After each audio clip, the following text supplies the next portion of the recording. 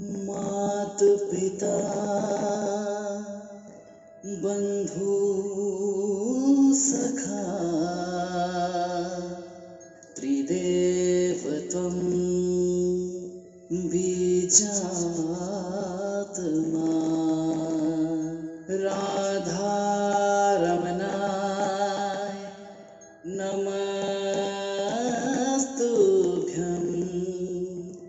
मम सद्गुरु परमात्मा।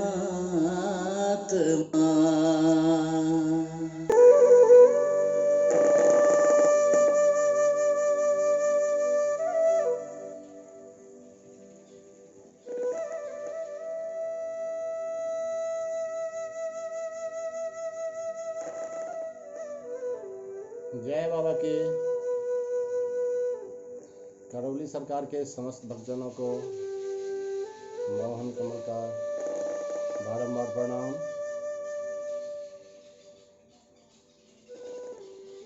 कैसे हैं आप सब? आशा करता हूँ, विश्वास है कि बाबा जी की कृपा से आप सब चुस्त होंगे, दुरुस्त होंगे, स्वस्थ होंगे, मस्त होंगे। कई सारे मित्रों ने यह प्रश्न कर दिया कि दीक्षा की प्रक्रिया क्या है, दीक्षा लेने के लिए क्या क्या करना होता है। हालांकि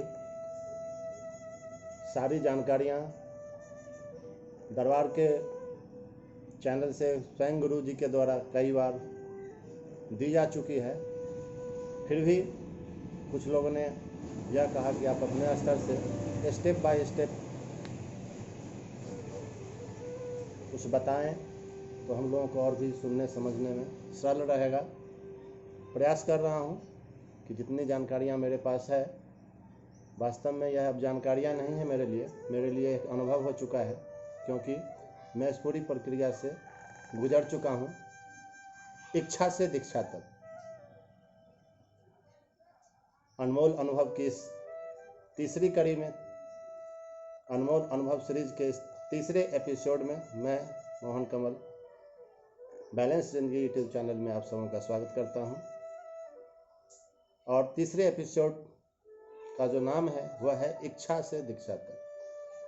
जिन भाई बंधुओं को, जिन अध्यात्म के प्रेमियों को, जिन खोजियों को दीक्षा की इच्छा है, तो करौली सरकार में गुरु दीक्षा के लिए क्या करना होता है, हम इसकी जानकारी आप सबों को अपने अनुभव के आधार पर देंगे, जैसा कि मैंने किया है और मेरे जैसे लगभग 600 लोगों ने किया है, जो करौली सरकार, करौली दरबार की गुरु दीक्षा कार्यक्रम जो गुरु पूर्णिमा सन 2021 से शुरू हुआ 24 जुलाई से, उसमें वे सहभागी रहे हैं। वैसे सौभाग्यशाली लोग जिन्हें गुरु की दीक्षा प्राप्त हुई, गुरु जी की विशेष कृपा प्राप्त हुई, मैं भी उनमें से एक। अन्य संस्थानों में, अन्य गुरु आश्रमों में, दरबारों में दीक्षा की जो प्रक्रिया है वो विभिन्न तरह की हो सकती है और है भी, लेकिन अपने करौली दरबार में जो दीक्षा की प्रक्रिया है, दीक्षा लेने के लिए जो शर्तें हैं या जो पात्रता है, वह बिल्कुल ही सनातन और पुरातन व्यवस्था के अंतर्गत, जो बिल्कुल ही वैदिक रीतियों के अनुसार गतिमान है, चलायमान होता है और सुचारू रूप से आगे बढ़ता है। वह जो आज से हजारों वर्ष पूर्व सदगुरु भगवान किसी को भी दीक्षा देते थे, एक जीव को ब्रह्म बनाने के लिए, ब्रह्म से मिलाने के लिए, जो गुरु बीज, गुरु दीक्षा के रूप में उनमें डाला जाता था, उसकी जो वैदिक परंपरा है, संपूर्ण शुद्धिकरण, और फिर संपूर्ण शुद्धिकरण के बाद गुरु बीज का वृक्षारोपण। हमारे करौली दरबार में बड़ा ही अलबेला सा यह नियम है, कुछ नया नहीं है, वही पौराणिक जो सनातन व्यवस्था है, वैदिक व्यवस्था है, उसके अंतर्गत सर्वप्रथम हमें करना क्या होता है। अगर करौली दरबार से दीक्षा की इच्छा रखने वाले आप भी भाई बंधु हों, तो सबसे पहला जो कार्य आपको करना होगा वह संपूर्ण रूप से ईश्वरीय चिकित्सा को करना होगा, उसे आजमाना होगा। संपूर्ण रूप से ईश्वरीय चिकित्सा जो करौली दरबार की एक अनुपम खोज है, अर्थात पूर्वजों की मुक्ति। और उस पूर्वजों की मुक्ति के इर्द गिर्द बहुत सारी ऐसी प्रक्रियाएं हैं जिससे हम और आप बिल्कुल ही शुद्ध और विशुद्ध हो जाते हैं। सबसे पहले क्या करना होता है ईश्वरीय चिकित्सा के अंतर्गत? सबसे पहले हमें अर्जी लगानी होती है, हमें बंधन लगाना होता है, प्रार्थना करनी होती है, भक्ति करनी होती है, श्रद्धा का भाव होता है, विश्वास रखना होता है, धीरज के साथ शनै शनै आगे बढ़ना होता है, पल प्रतिपल प्रार्थना, पल प्रतिपल संकल्प। अर्जी बंधन के साथ प्रार्थना संकल्प करते हुए जब हम हवन की विधि में आते हैं तो हवन की जो विधि है, जैसा कि आप सब जानते हैं, मैं फिर से उसे दोहरा देता हूँ। कुल मिलाकर जो मैंने दरबार के नियमों का अनुसरण किया, उसमें कुल मिलाकर के 9 हवन करने होते हैं, जिसमें 3 स्टेप में वह सारा का सारा 9 हवन होता है। पहला 5 हवन जो आप लगातार 5 दिनों में कर सकते हैं। उसके बाद 3-3 दिन के अंतराल पर छठा और 7वां हवन भी होता है। पहला 5 हवन प्रेतों की भस्मीकरण और संहार के लिए होता है। छठा और 7वां हवन पूर्वजों की मुक्ति के लिए होता है, जो 3-3 दिन के अंतराल पर हमने किया था दरबार की नई शक्तियों के हिसाब से। अभी मुझे पूर्ण जानकारी नहीं है कि वह 3-3 दिन का जो अंतर था वह घट के शायद आप लगातार 9 दिन में 9 हवन कर सकते हैं, या अभी भी वही व्यवस्था है। जब भी आप इस प्रक्रिया में जाएंगे, हवन की प्रक्रिया में, तो उस समय का जो अपडेट होगा वो आप ज़रूर ग्रहण करेंगे, क्योंकि अपना दरबार इतना ज़्यादा अपडेटेड है, ऑटो पायलट मोड पर है, कि सुबह में जो कुछ हम कह रहे हैं कोई आवश्यक नहीं है कि शाम में वही बात हो। दरबार की कोई नई शक्तियाँ खुलेगी और फिर से एक नई व्यवस्था वहाँ से उस व्यवस्था को अपडेट कर दिया जाएगा। लेकिन कुल मिलाकर जो हमने अब तक किया, 5 हवन किया 5 दिन में लगातार, 3 दिन के अंतर पर छठा हवन, 3 दिन के बाद 7वां हवन। उसके बाद जो पहली अमावस्या आती है, उस अमावस्या को ऑनलाइन या दरबार में जाकर अटेंड करना। यहाँ तक पितर मुक्ति का कार्यक्रम हो गया, प्रेतों का संहार हो गया। बच गए क्या आप? तो प्रेतों के असर और अन्य तरह के तंत्रों को काटने के लिए, खत्म करने के लिए जो दरबार के द्वारा व्यवस्था दी गई है, वह 8वां और 9वां हवन के साथ यंत्र स्थापना का है, जो अमावस्या के बाद हम कर सकते हैं। अमावस्या के बाद हम 8वां और 9वां हवन के साथ यंत्र स्थापना करेंगे, जिसमें समस्त तरह के असर और तंत्र आदि आदि खत्म हो जाते हैं, कट जाते हैं। बहुत सारे पूर्वज जो तंत्र में बंधे होते हैं उनकी भी मुक्ति हो जाती है।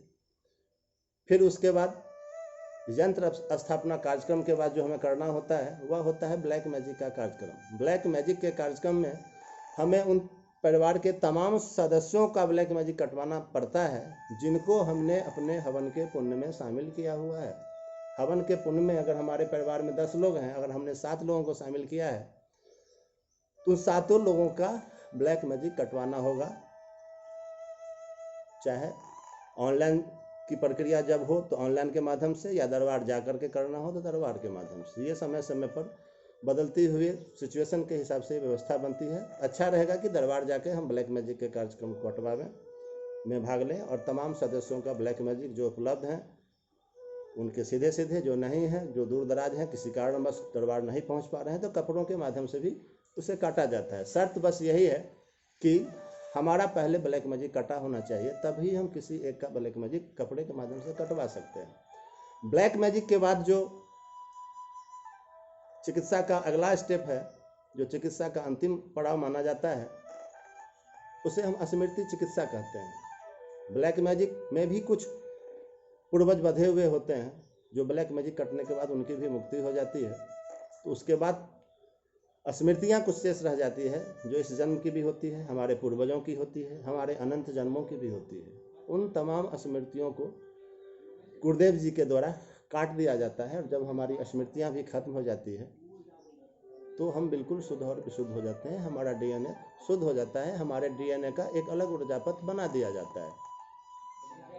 यहाँ से हम कह लीजिए कि हमने PT परीक्षा पास कर लिया IAS के एग्जाम में बैठने के लिए, कि हमें अब यह पात्रता हासिल हो गई कि हम गुरु दीक्षा ले सकते हैं। ये आपके DNA का, हमारे DNA का शुद्धिकरण हो जाता है।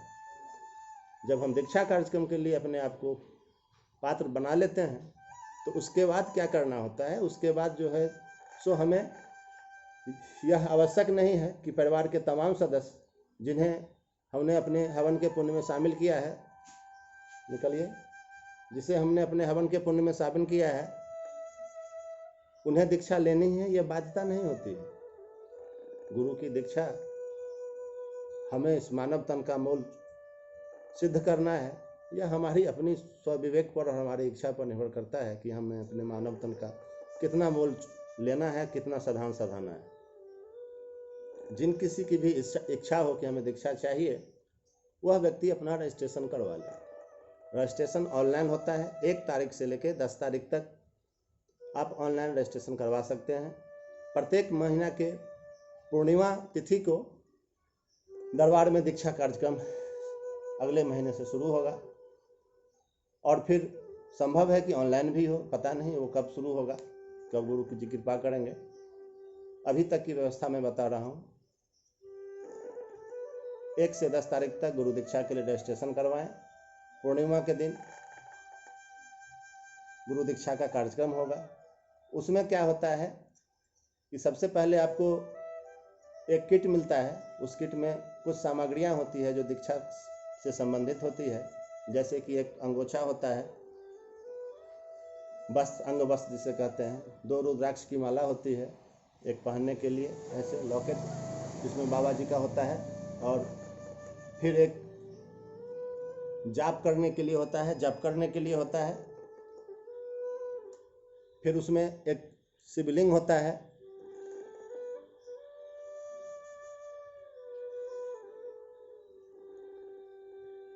और जब हम दरबार पहुंचते हैं तो दरबार पहुंचने के बाद सबसे पहला जो कार्यक्रम होता है दीक्षा के लिए, वो होता है हवन का कार्यक्रम होता है। हवन के कार्यक्रम में हमें भाग लेना होता है, हमने भाग लिया है।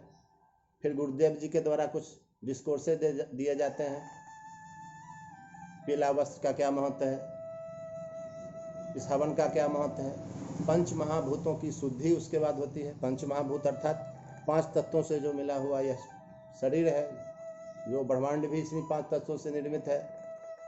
पृथ्वी तत्व, जल तत्व, अग्नि तत्व, वायु तत्व और आकाश तत्व, इन 5 का शुद्धिकरण होता है। बस ऐसे मान के चलिए कि एक बर्तन में जब हम भोजन करते हैं, तो जब तक हम भोजन करते हैं तब तक तो वह भोजन है। जब हम भोजन करना बंद कर देते हैं, हाथ धो लेते हैं, तो वही जो बचा हुआ शेष उसमें रहता है, वो जूठन कहलाता है। ये मानव विचार का साहित्य व्याकरण है। जो अभी हम कर रहे हैं भोजन, तो वह भोजन है, हाथ धो लिया तो वह जूठन हो गया, जो बच गया शेष वो जूठन हो गया। यह मानव विचार का साहित्य व्याकरण है, बड़ा है ना अजीब। और जब हम उसे पानी से सर्फ से धोते हैं तो वह जूठन समाप्त हो जाता है, लेकिन जब बर्तन सूख जाता है तो देखते हैं पानी का भी धब्बा दाग और सर्फ का भी दाग धब्बा उसमें व्हाइट व्हाइट तरह से नजर आते रहता है। क्योंकि उतना सारा कचरा हमारे शरीर के अंदर ही जन्मों जन्मों से रहता है, और इस जन्म में जितनी भी हमारी आयु है, इस शरीर ने हमें जितना झेला है इन समस्याओं को, उसको समाप्त किया जाता है। शुद्धिकरण जो चिकित्सा के अंतर्गत हुआ। फिर भी जो कुछ शेष रह जाता है उसको देखते हैं ना कि बर्तन को पानी का दाग जब पड़ जाता है तो कपड़े से फिर उसको पोंछते हैं। पानी जो दाग को साफ करता है, लेकिन पानी का भी दाग पड़ जाता है, तो उस पानी के दाग को हम स्वच्छ कपड़े से फिर से धोते हैं और फिर उसमें नया भोजन परोसते हैं। तो पंच महाभूतों की शुद्धि होती है। फिर उसके बाद यह जो हमने पवित्र किया वह पवित्र ही रहे, अर्थात पावन बन जाए, इसके लिए उसको हम सिद्ध करते हैं। गुरु जी क्या करते हैं कि पंच महाभूतों की शुद्धि के बाद उसकी सिद्धि करवा देते हैं कि आप परमानेंट आजीवन शुद्ध ही रहें। इसके लिए सूक्ष्म रूप से वो अपनी व्यवस्था दे देते हैं। फिर हमें कुछ नियम कानून बताए जाते हैं, कुछ सूत्र दिए जाते हैं कि आप अपने आप को अपने तरफ से कैसे शुद्ध रख सकते हैं। इसके लिए कुछ उपाय बताए जाते हैं, कुछ ट्रिक्स दिए जाते हैं, कुछ तजुर्बे दिए जाते हैं। और फिर उसके बाद जाकर के गुरु दीक्षा का कार्यक्रम होता है, जिस गुरु दीक्षा के कार्यक्रम में गुरु जी बाबा जी के कक्ष में बाबा जी के समक्ष उपस्थित करवाकर बाबा जी के मार्गदर्शन में रहते हुए बाबा जी के आदेश से हमें बाबा जी के डीएनए से जोड़ते हैं। उससे पहले हमारा संकल्प भी करवाते हैं, उस संकल्प की पूर्ति भी करवाते हैं, और फिर गुरु नाम की माला हमें देते हैं। गुरु बीज का हमारे अंदर प्रवेश देते हैं। वह अंदर की बात है कि गुरु दीक्षा रूम के अंदर में, कक्ष के अंदर में जो होता है वह बताने की चीज़ नहीं है। वहाँ जो भाव होते हैं, वहाँ की जो अवस्था होती है, जब कभी आप वहाँ पहुँचेंगे गुरु दीक्षा रूम में, गुरु दीक्षा के कक्ष में, तो वह आपकी अपनी अनुभूति होगी।